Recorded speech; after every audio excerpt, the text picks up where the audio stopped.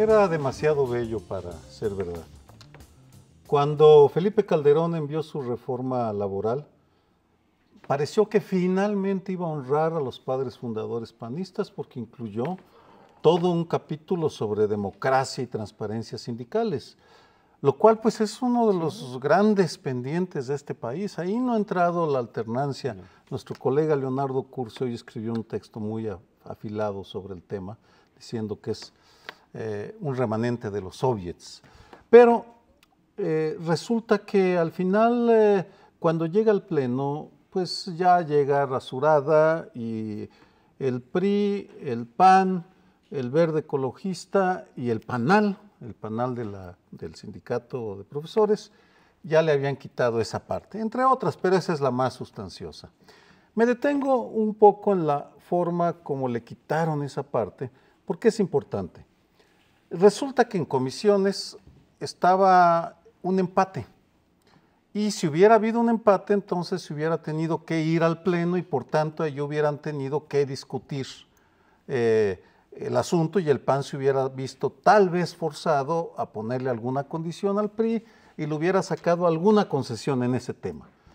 Pero un diputado que fue maoísta, luego priista y que ahora milita en las filas del Partido del Trabajo, Adolfo Uribe, de una manera sorpresiva, aunque tal vez no tanto, pero en fin, viniendo del PT militante, de ese que se congratula del 86º aniversario del comandante Fidel Castro en sus páginas, uno esperaría un mínimo de congruencia, pues no. Adolfo Uribe vota con el PRI, el PAN, el Verde y el PANAL. Y por tanto, jamás llega al Pleno la discusión sobre democracia sindical y transparencia, sino que padece una muerte indigna, una muerte en comisiones. Es indigna porque ameritaba una discusión mucho más intensa, pero pues desafortunadamente a veces ese es el costo que pagan los partidos de izquierda por su, pues ¿qué será?, su irresponsabilidad al seleccionar como sus legisladores a gente sin la consistencia en conocimientos o en ética o en ideología. La democracia dentro de los sindicatos es un tema que se ha tratado desde hace muy buen tiempo, desde el siglo XIX, era ya un tema importante. La ciencia política lo aborda en el siglo XX y hay un libro magnífico de Lipset que se llama Union Democracy. Y analiza cómo incluso en el sistema más democrático, que es el sindicato de linotipistas en Estados Unidos, que parecía el único sindicato democrático que había ahí, había dentro del sindicato dos partidos. Y entonces se hacen elecciones como las que quería esta reforma, es decir, voto secreto, libre, como debía de ser. El único problema es que los dos partidos están dominados por unas oligarquías dentro de la Unión de Linotipistas. Y finalmente se ve que es dificilísimo en los sindicatos que haya democracia. Pero en el caso mexicano, aquí sí ya nos volamos la barda. Eso de que no haya la posibilidad de que el sindicalista vote libre y reservadamente por quiénes van a ser sus dirigentes es una cosa odiosa, por usar un término que podía uno buscar sinónimos. Es una vergüenza y esa vergüenza se queda. Se queda a pesar, en efecto, de que por fin el PAN, o claro, uno se podría preguntar por qué es también hasta el final del sexenio que se decide dar el golpe, yo diría el golpe al corporativismo, el golpe a los privilegios de las dirigencias sindicales, pero bueno, más vale tarde que nunca, llega esta iniciativa y en efecto la echan para atrás, no solamente tú estás mencionando en comisiones, si ves las votaciones al final en el Pleno, pues toda la izquierda votó en contra del dictamen en lo general y después ya se fueron en los puntos particulares. Sí es muy curioso porque tenemos una izquierda en México en donde la democracia de repente se les escabulle. La tenemos con respecto a los impuestos, lo tuvimos ahorita con respecto a la democracia sindical. ¿Por qué digo la democracia sindical a pesar del dictamen, Sergio? Porque la mayor parte de los sindicatos que están del lado de la izquierda votaron, cabildearon en contra precisamente de la democracia sindical al interior de sus organizaciones gremiales. Y no solo eso, estamos hablando aquí de la democracia sindical, pero rasuraron otra parte también muy importante, Sergio, que es la de la transparencia en los recursos. Venían 2 reformas dentro de la iniciativa de Felipe Calderón, la iniciativa preferente, para que pudieran ser auditados y sobre todo para que los agremiados pudiesen conocer las finanzas y el patrimonio de los sindicatos. Ninguna de esas cosas pasó, así que las 3 que tuvieron que ver con procesos democráticos desaparecieron de nuestra iniciativa. Habla Sergio de la incongruencia de uno de los legisladores del PT al no dar su voto en sentido de que hubiera democracia sindical. No estoy tan seguro, porque el PT, como muchos otros legisladores de izquierda, de pronto efectivamente están en favor de opciones antidemocráticas. Es decir, el PT, recordemos también que exaltó al líder de Corea del Norte cuando murió con sus grandes logros. Es decir, a ver, si la antidemocracia sindical ha sido un eje del autoritarismo mexicano, pues a lo mejor él es el único congruente y dice, no señores, pues si estamos exaltando a la democracia norcoreana, pues entonces vamos a ser congruentes con mantener el pilar del corporativismo y del autoritarismo mexicano. Claro que le quieren dar un contenido más de izquierda, desde luego. Por otro lado, me parece que aquí se vuelve a ratificar el poder de los poderes fácticos, valga la redundancia, por encima de los poderes formales. Es decir, sabemos que el sindicalismo, los grandes sindicatos mexicanos, quedaron muy fortalecidos en relación con la pérdida de poder del presidente de la República y en general los poderes formales que al tener un poder distribuido, que en principio es positivo porque hay el contrapeso y la vigilancia mutua, pero quedan muy por encima de ellos y efectivamente los 12 años del PAN vimos esa fuerza, no solamente por el Bester Gordillo, se mantuvo la impunidad de los líderes petroleros cuando se les pudo haber llamado a cuentas con lo del Pemex Gate. El Vicente Fox casi hacía héroes a los líderes sindicales de antaño, a Fidel Velázquez, a la Güera Rodríguez Alcaine, presas inauguradas por Fox con el nombre de esos líderes sindicales. Entonces realmente como que se exaltó el corporativismo traicionando la tradición panista anticorporativa.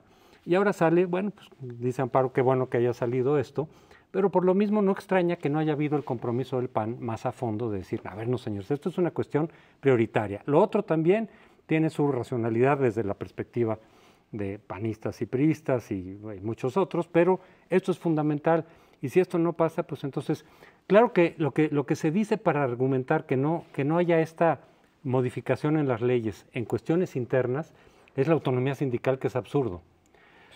Porque es como si dijeras, bueno, tú a una familia déjala que ellos se pongan de acuerdo cuando sabes que hay un papá autoritario que impone las decisiones.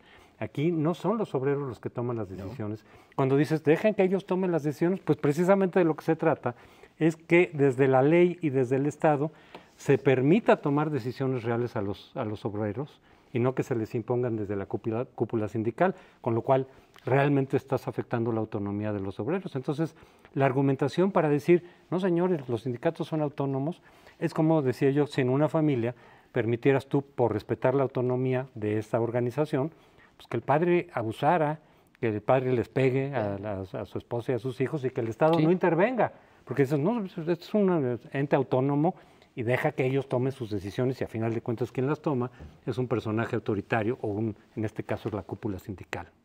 Bien, buenos puntos. Me refería a la incongruencia del Partido del Trabajo, porque en su página y en sus declaraciones se ha pronunciado abiertamente en contra de la reforma electoral. Y en ese sentido, pues es incomprensible. Laboral. Perdón, de la reforma, sí. Laboral. De la reforma laboral, una disculpa.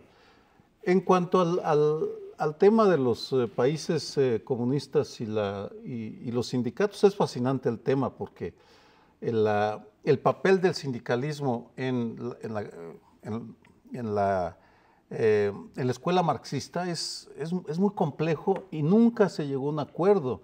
Frente a las tesis de Stalin de que debían ser correas transmisoras, estaban las de Rosa Luxemburgo que decía que no, que deberían enfrentarse y tener autonomía. Eso no se va a resolver. Por lo pronto, lo que sí es cierto es que nos quedamos sin democracia en los sindicatos, sin transparencia, y seguiremos viendo que Elbester Gordillo se pone, como demostró Reforma en junio del 2011, un atuendo un día de 112,000 pesos, es el costo, cuando ella gana 24,000 pesos, y que Carlos Romero Deschamps, que gana más o menos lo mismo formalmente, trae relojes de 20, 40,000 dólares de oro puro. Es decir, es una aberración que en nombre de la autonomía sindical ahora nos quieran vender el pillaje, el saqueo, la corrupción, la falta de democracia interna de los sindicatos a costa de las cuotas de los trabajadores y de los bienes nacionales en el caso del petróleo. La historia es larga, ¿eh? Luis Napoleón Morones usaba sus anillos en los años, en la CROM, cuando el primer gran bloque sindical que va a apoyar al régimen de la revolución ya estaba, lo mismo que está ahora. Es decir, llevamos, ¿qué? 90 y tantos años. Vamos a llegar al siglo, seguro, sin que haya un cambio en eso. Ahora, lo que es muy curioso es, una de las primeras argumentaciones que hicieron los sindicatos y parte de los partidos de izquierda era, ¿por qué se quieren meter?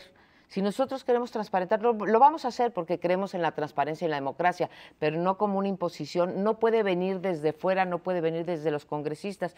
Y a mí mi pregunta es, bueno, entonces, ¿qué es el 123, el artículo 123? Sino que los congresistas legislaron en su momento, en el 17, en favor de los trabajadores, después se fue pervirtiendo.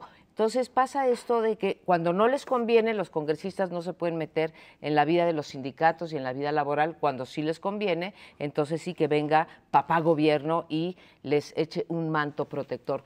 Y hay otro aspecto que me parece que deberíamos de resaltar, no sé si ustedes estarían de acuerdo conmigo, es que quedó clarísimamente demostrado hasta dónde puede llegar el PRI con sus compromisos de campaña en términos de transparencia. A mí sí me impresiona que esté hablando, o sea, Peña Nieto habla de 3 primeras reformas, que son anticorrupción, transparencia, y la tercera era, que son los ejes, los ejes de su, la presidencia, el ejercicio democrático de la presidencia. Y cuando tiene oportunidad de que los sindicatos se vuelvan precisamente sujetos obligados de la transparencia y se meta la democracia sindical, ahí sí van para atrás. Queda claro, como decía Crespo, los ejes que sostienen a eso, como le dijo Gamboa, señor presidente, queremos seguir siendo amigos, no se meta con los sindicatos. Gamboa Pasco, sí. Quiere decir que Gamboa no, son Pasco, nuestros, no es nuestro amigo Joaquín Gamboa Pasco. Bueno, ¿está sindicalizado? No. Bueno, sí estás. Sí, en el Colegio, de México. Es cierto, sí. Continúa con lo de la autonomía.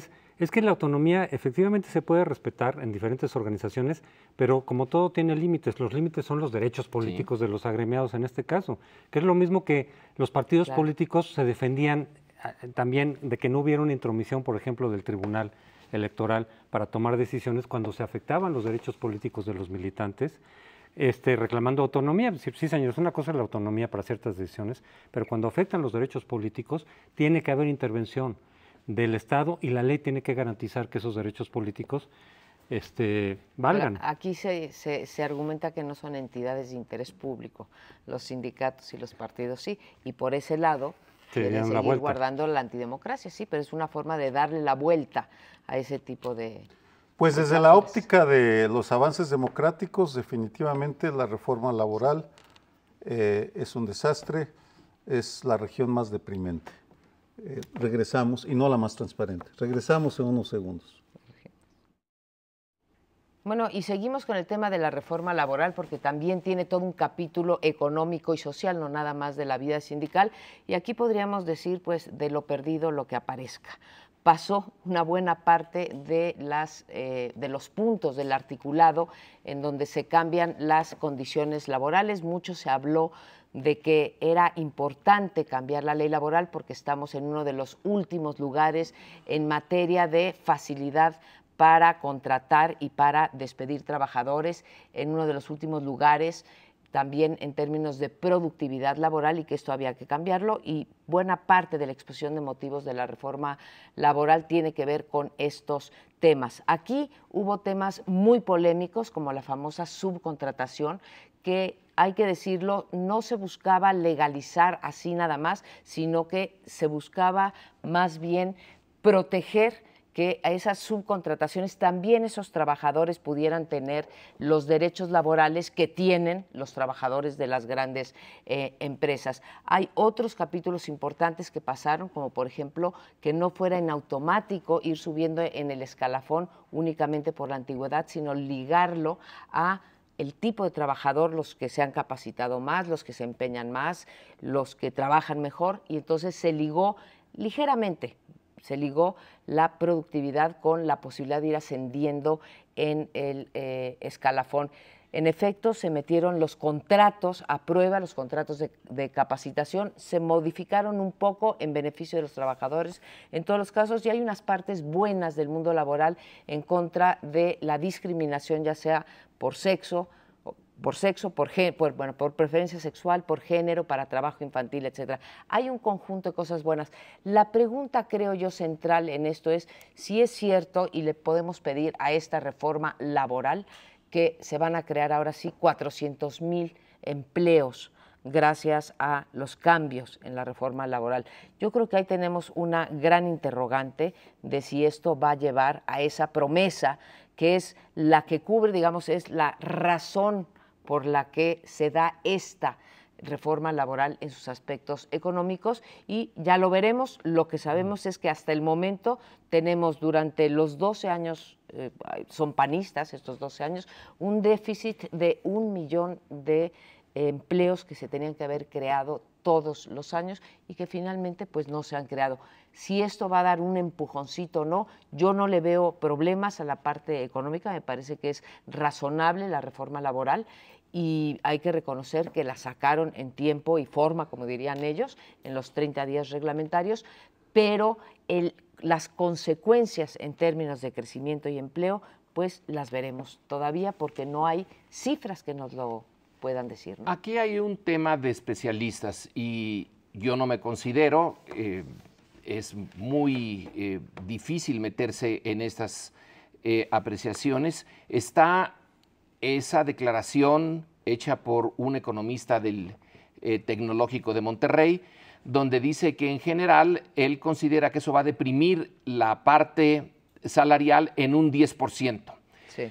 10% que pierden los trabajadores, 10% que gana el capital. La lógica de esto es que dado que en el mundo el trabajo está perdiendo espacio en todos lados. Entonces, los obreros de los países industrializados, los obreros de China, los obreros, todos están perdiendo. Pues tenían que perder los mexicanos para poderlos hacer competitivos. No se dijo de esa manera, pero está implícito en esto. No podemos seguirlos manteniendo como cuando la Constitución de 1916, que se pasa en 17, los premiaba, porque ustedes entonces eran muy chiquitos. Luego, el mercado laboral mexicano estaba protegido, porque estaba protegido toda la economía interna mexicana. Pero ya no, ya son ustedes muchos y la economía está abierta, necesitamos competir con China, con quien sea, y vamos a exigirles a ustedes una austeridad. No se dijo así, pero eso es. Cuando dices lo de los 400,000 empleos, tú misma lo dices, María Amparo, es una gota en el mar. Y eso sí se crean. Y la iniciativa privada por ¿cómo se llama? Centro de Estudios Económicos del sector privado, dice que, bueno, pues quién sabe. Ellos, que son los beneficiados, dicen, a mí no me carguen que tengo que cumplir con un aumento del empleo. Yo no lo digo ni me comprometo a eso. Puede que sí, puede que no. Lo más seguro es que quién sabe. Supongamos que fueran los 400,000. Quiere decir que por ahí no está la respuesta a la falta de trabajo y a la precariedad del trabajo mexicano. No está en la ley, está en otro lado. Porque si lo más que puede dar son 400,000, pues estamos perdidos. Hay que buscar más y por otro lado? Hay otro ángulo, no comparto esa visión optimista. Cuando Carlos Salinas crea la Comisión Nacional de los Derechos Humanos, la engendra castrada, porque le quita los derechos laborales, entre otros, los electorales también. Pero los derechos laborales no se puede meter la Comisión Nacional de los Derechos Humanos, por tanto, no. Ahora ya no. No, Siguen nunca. sin. Nunca se ha podido meter. Siguen indefensos. Hay algunos organismos que medio protegen, hacen lo posible, pero en términos generales hay suficiente evidencia para afirmar que los trabajadores en México son el sector con sus derechos más violados. Y la violación es sistemática, estructural e individual, porque varía. Menciono, porque es un caso que he revisado, los trabajadores agrícolas, por ejemplo. Es horroroso lo que les hacen en los galerones de Tapachula, del Soconusco, o en los galerones de San Quintín, en Baja California. Las empleadas domésticas, que es otra categoría, vamos, en la cual de hecho tienen un horario de trabajo unas 12 horas, no sé si haya cambiado, pero es el único sector que tiene la obligación de tratar con respeto al patrón, por cierto, en una reminiscencia porfirista. Y en ese sentido, si uno sigue revisando las cifras, ya creció la productividad. Si se compara las cifras de NAFTA, de Tratado de Libre Comercio, creció la productividad de los manufactureros y no ha crecido el salario. En ese sentido, lo que vamos a ver es una precarización del empleo, que es uno de los dramas de la juventud del mundo entero, que llegan a trabajos mal pagados, porque hay una competencia feroz, y no solo mal pagados, sino que sin ninguna seguridad, porque el outsourcing, que es la subcontratación, lo que facilita es que en lugar de que te contrate el CIDE, te contrate una empresa para que hagas un proyecto, se lo entregues y no tengas ningún derecho adquirido. Me da la impresión que lo que vamos a ver es una precarización todavía mayor y una violación, porque antes se hablaba de explotación, yo prefiero usar el término de violación sistemática, estructural, metódica e individualizada de quienes entran sobre todo al mercado de trabajo. Los que ya estamos sindicalizados en instituciones académicas nos defendemos, pero los que están fuera se quedaron. A mí me parece que desde la izquierda se ve que efectivamente más que ni siquiera un avance pequeño, pero que algo es algo, desde la izquierda se ve como más bien una cuestión que favorece a los patrones, que va a perjudicar más de lo que estaba ya la situación de los trabajadores, aunque desde otras perspectivas de quienes han sido defensores de esta reforma, que uno oye de todo, porque efectivamente no somos especialistas en el tema, pero desde la otra perspectiva de quienes sí defienden la reforma en lo fundamental, en esta parte, dicen, no, es que sí se está atendiendo algunos aspectos de los trabajadores, no lo que se desearía, porque las condiciones nacionales, pero tampoco las internacionales permiten conciliar, que eso es lo que de alguna manera dicen que se está buscando, la mejor protección posible de los trabajadores dentro de las condiciones económicas, pero también con las posibilidades reales de las empresas, sobre todo la mediana y pequeña empresa, que a veces no puede enfrentar las condiciones que la ley marca, y muchas desaparecen, muchas a la hora de pagar, por ejemplo, salarios caídos de varios años, pues dicen, pues quebramos, no podemos pagarlo, y que, dicen especialistas también, es la pequeña y mediana industria la que más genera empleo, a final de cuentas. Al no permitirle posibilidades de sobrevivencia y de crecimiento, pues estás afectando indirectamente la posibilidad de creación de empleos. Yo tampoco creo que por la sola ley se vayan a crear los empleos que se requieren, habrá que ver, pero sí que si no permites que la mediana y pequeña empresa pueda sobrevivir en condiciones sin tener que recurrir además al trabajo informal, entonces quien viene a ser afectado indirectamente son también los trabajadores. O por ejemplo se dice, con el trabajo por hora, también se está buscando la posibilidad de regularizar y formalizar a quienes no pueden trabajar 8 horas, es decir, desde la perspectiva misma de los trabajadores hay quienes dicen, oigan, yo puedo trabajar 3 o 4 horas, no puedo porque tengo otro tipo de actividades, las mamás que tienen a los niños dicen, yo podría trabajar 3 o 4 horas, pero no puedo la jornada de 8 horas.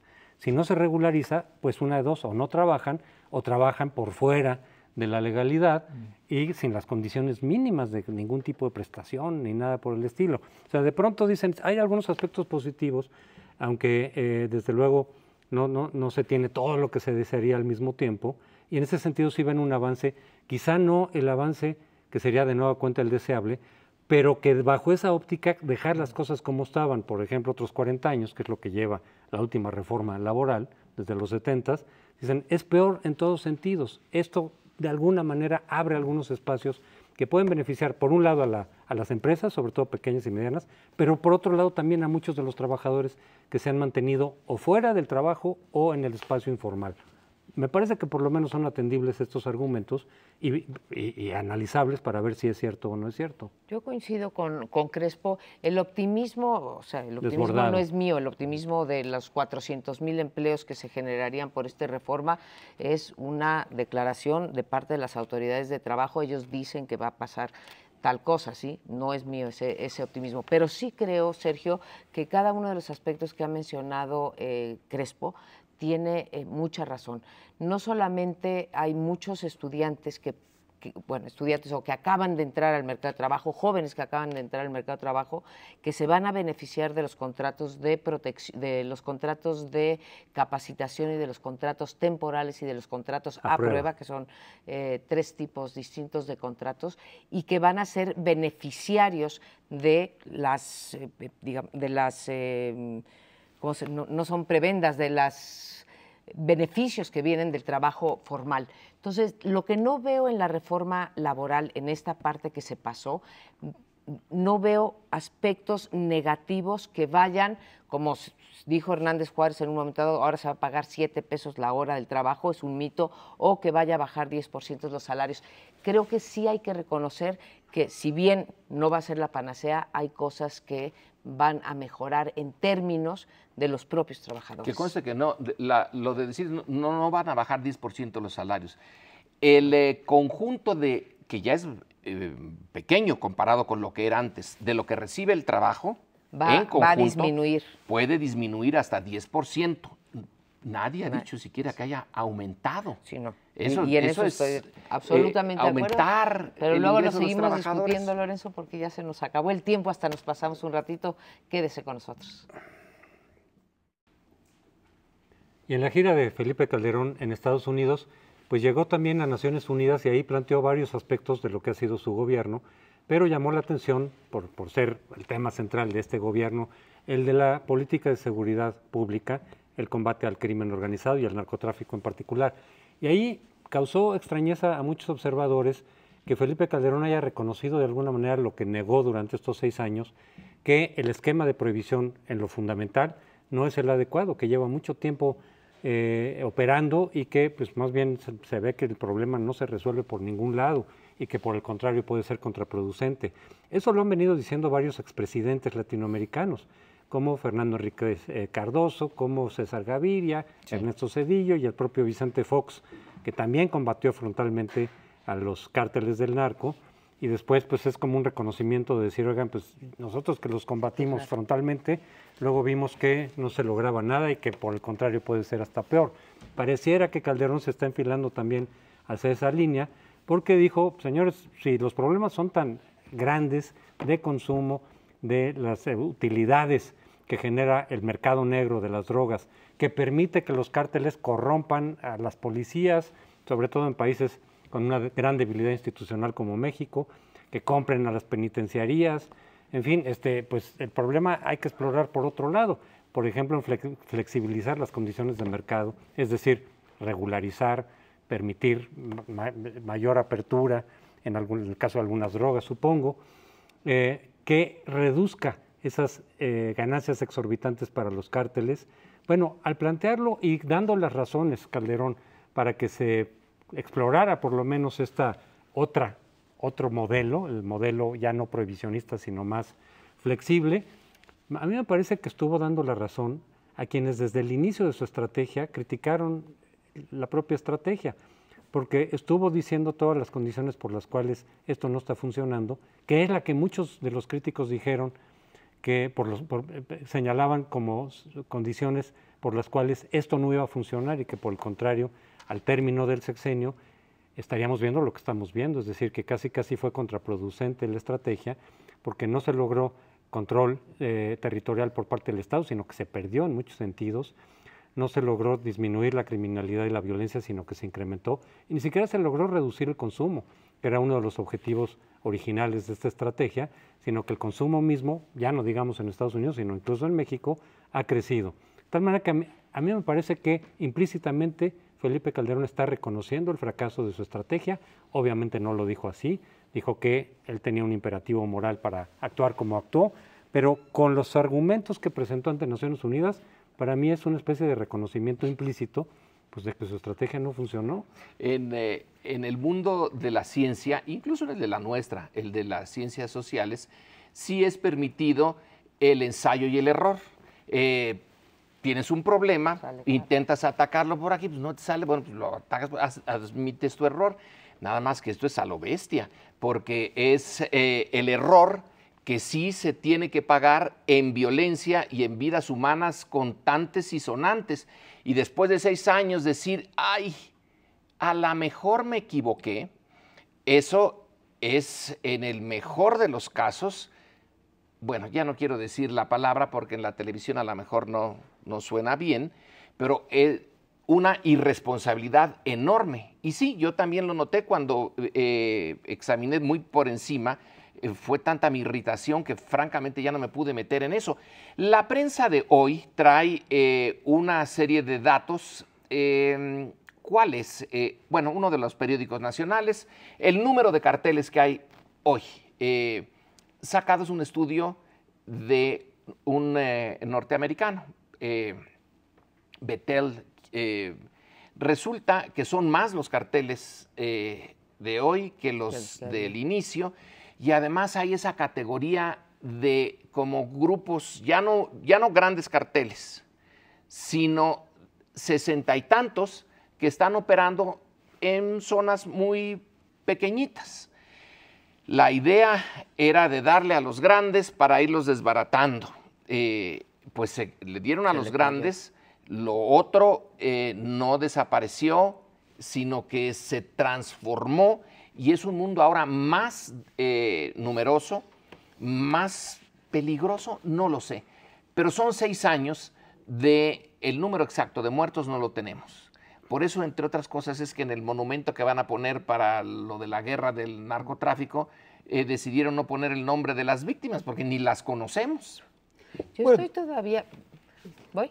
Gracias, Sergio. Yo estoy todavía más sorprendida porque si bien implícitamente, como dice Crespo, sería un reconocimiento a que la estrategia fue fallida o cuando menos, si somos benévolos, en parte fallida al reconocer esto, tampoco nos dice ni retoma los argumentos de todos los que hemos hablado en favor de la legalización de ciertas drogas o de la no criminalización de ciertas drogas. Simplemente lanza la idea, pero no sostiene por qué sería importante explorar esta descriminalización en aras de que bajara el crimen organizado y lo que nos importa a nosotros, la violencia asociada al narcotráfico. Entonces, simplemente es una provocación, digamos, que lanza a decir, vamos a explorar esto, cuando sabe que en Estados Unidos es un debate, bueno, a nivel federal, cuando menos, es un debate cerrado. A niveles estatales ya está abierto. ¿Por qué lo lanza ahorita otra vez? ¿Por qué lo lanza hacia el final del sexenio y no hay el reconocimiento del resto de las partes de la estrategia que se ha pedido que se cambie? Fue recibido, sin embargo, pues con cierto escepticismo y nos recuerda en efecto lo que decía también Crespo al iniciar el bloque. ¿Por qué siempre son los expresidentes los que hacen eso? Porque hoy nos maravillamos y muchas veces hemos dicho, oye, escuchen a Gaviria, a Cardoso y a Zedillo, pero los tres tuvieron la oportunidad de hacer eso y no lo hicieron durante sus sexenios. ¿Cuántas experiencias más, para regresar a tu argumento, Lorenzo, necesitamos? Por eso dicen que los humanos somos los únicos animales que nos tropezamos 2 veces con la misma piedra, ¿no? ¿Cuántas veces más tiene que haber? ¿Cuántos expresidentes más van a tener que pasar, seguir la misma estrategia para después, al salir, hacer una organización que vaya en contra de lo que ellos hicieron durante 6 años, durante 4 años en el caso de Colombia y de Estados Unidos. Sí, No un camino a Damasco timorato. Sí. Me refiero a esa revelación que vive San Pablo cuando va camino a Damasco y ve la luz del cristianismo. En el caso de Felipe Calderón, pues es una conversión, una revelación timorata porque se queda a medio camino. Y insinúa, pero ni profundiza. Se equivocó de camino, se dio cuenta que no iba a Damasco. No iba a Damasco, no, iba a Jiquilpan, y Zaguayo. Y chance de foro también. Pero no solo eso, sino que es incompleta y ofensiva por lo incompleto. Y voy a dar 2 ejemplos. Lorenzo hablaba del monumento a las víctimas, que sí, es una vergüenza que no le vayan a poner los nombres y que se haya prestado Isabel Miranda de Wallace y Alejandro Martí a esa fantochada de lo que van a hacer. Pero haciendo a un lado, lo más grave es en la práctica el poco respeto a los muertos, porque no sé si sepan que desde enero del 2011 el gobierno federal no da cifras del número de ejecutados. Es más, no las dio entre diciembre del 2006 hasta agosto del 2010. Luego les vino unos meses de transparencia y a partir de enero del 2011 no nos dice. Es como si después de las Torres Gemelas el presidente Bush hubiera decidido no averiguar los nombres ni el número de los caídos, o que no informaran sobre el número de víctimas en la guerra de Irak, por ejemplo, de Afganistán. Es de esa magnitud. Es una indiferencia al sufrimiento de la gente que se extiende también al mecanismo de protección de defensores y periodistas. Tenemos 4 años, todavía no funciona. Vamos, por tanto, que vaya a las Naciones Unidas y adopte el tono de una víctima diciéndose, porque lo más ofensivo tal vez, si a ti te ofendió, a mí me ofendió el tono de parecer como víctima. ¿Cuánto hemos sufrido? Él no ha sufrido, él ha estado protegido por miles de efectivos del Estado Mayor Presidencial. Que no venga con esas historias, por favor. Coches blindados, al menos tuviera la sensibilidad de reconocerlo, que pues quien gobierna pues no está protegido, por tanto puede hacer lo que quiera. Y un último comentario sobre por qué lo está haciendo. Creo que lo está haciendo porque ya está mentalmente en la oposición. Está transitando a la oposición. De salida. Ya va de salida. Y eso es lo que ha pasado con los expresidentes, ¿no? De todas maneras es mejor que expresidentes digan al final, oigan, esto no funciona, y se supone que están presentando su propia experiencia. Claro que es incongruente, pero al final de cuentas sabemos que mientras están en funciones en América Latina con el poder de Estados Unidos, es difícil que en funciones digan, oigan, esto no está funcionando. Eso ya empezó a ocurrir con el presidente de Colombia y el de Guatemala, que también estuvieron ahí en la misma tónica básicamente de cuestionar el esquema prohibicionista. Ya está ocurriendo.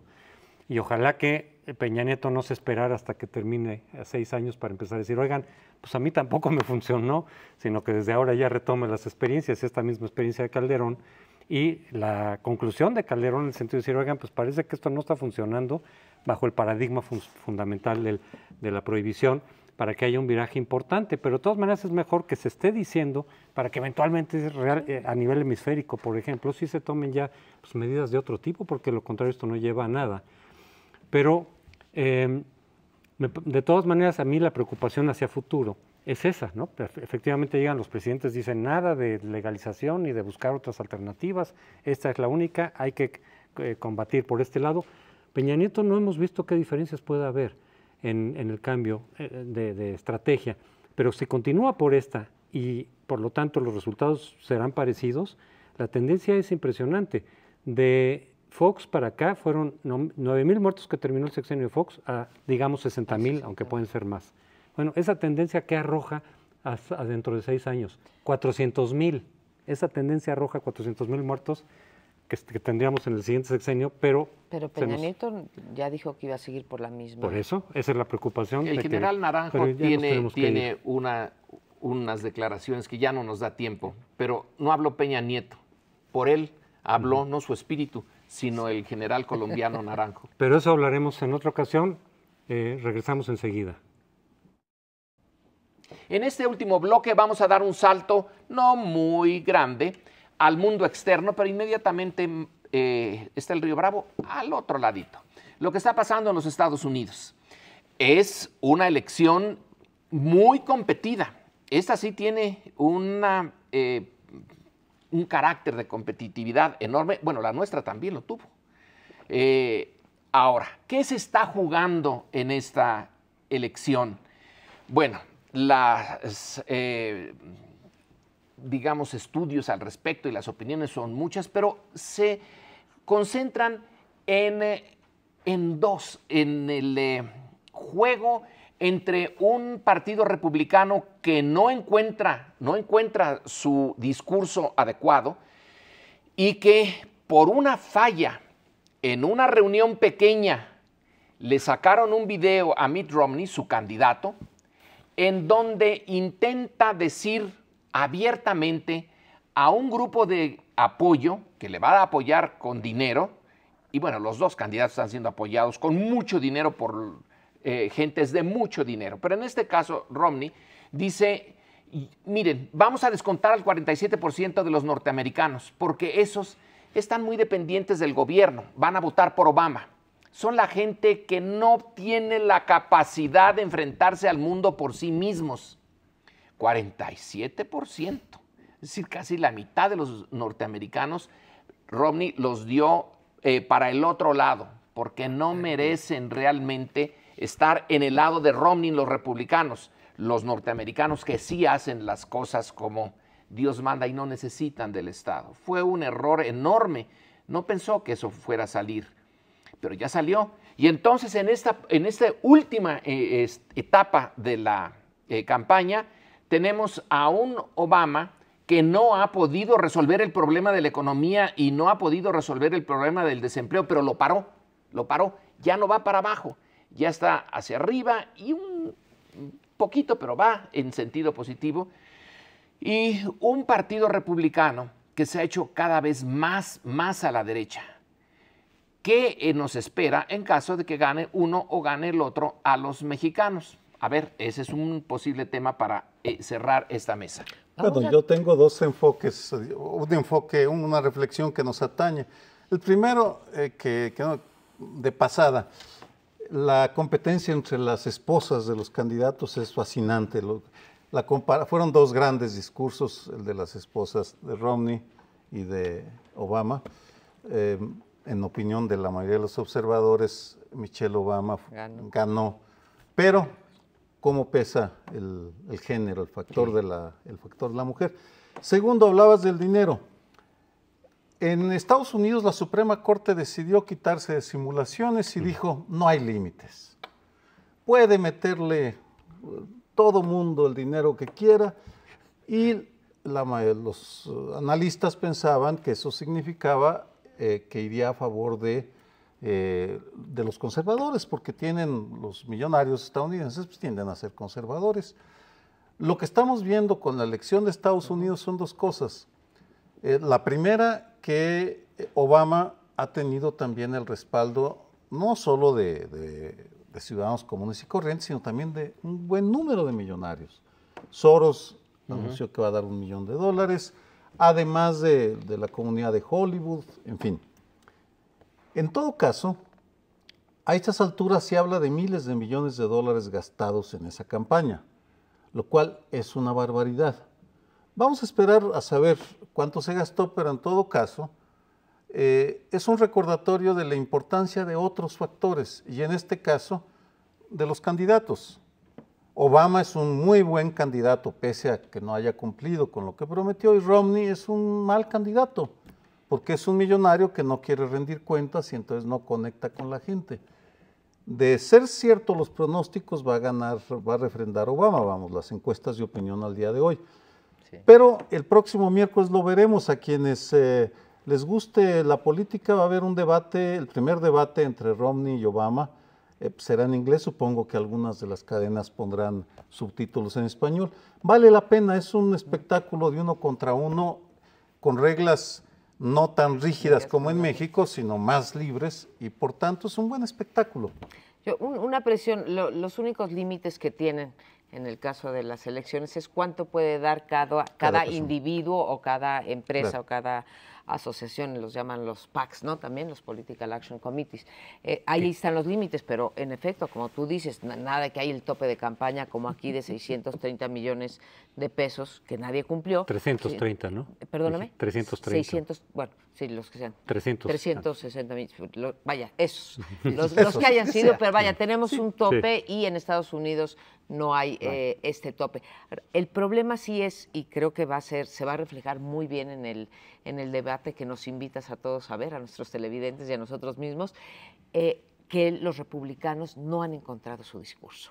Barack Obama lo tiene, ha hecho un ejercicio de autocrítica en términos de sus promesas de campaña hace 4 años. Siempre tienes la cosa que te cayó la crisis económica y por eso no pudiste cumplir, pero ahí va y como bien dice Lorenzo, logró parar. No, desde luego no llegó a las metas que prometió en su primer año de gobierno, pero creo que esto es el clásico caso porque además llegó un momento que están bastante empatados Obama y Romney en las encuestas y ahora se ha subido 7 puntos, creo que es la última encuesta muestra 7 puntos de diferencia. Es el clásico caso de los errores del contrincante más que de los aciertos de el que está, del adversario.